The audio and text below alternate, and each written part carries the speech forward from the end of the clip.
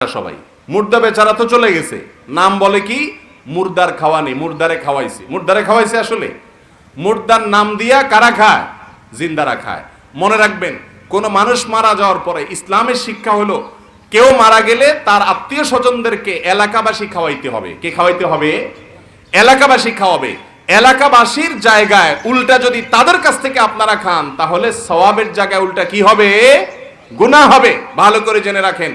আর কোন মানুষ মারা যাওয়ার পরে 3 দিন, 10 দিন, 40 দিন এরকম নির্দিষ্ট করে বিশেষ অনুষ্ঠানের আয়োজন করার কোন শিক্ষা কোরআনে, এই কোরআনের কোথাও অথবা রাসূল সাল্লাল্লাহু আলাইহি ওয়াসাল্লামের হাদিসের কোথাও পাওয়া যায় না। এটার বিরুদ্ধে আমাদের অবস্থান নিতে হবে। আপনার বাবা মারা গেছেন, আপনি তার জন্য যদি কিছু করতে চান, 1 নম্বর করণীয় আল্লাহর কাছে দোয়া করবেন। কি করবেন? দোয়া করবেন, মাফ চাইবেন, চোখের পানি ফেলবেন, আল্লাহ আমার বাবাকে মাফ করে দাও, আমার মাকে মাফ করে দাও। 1। দ্বিতীয়ত, তাদের পক্ষ থেকে যদি দান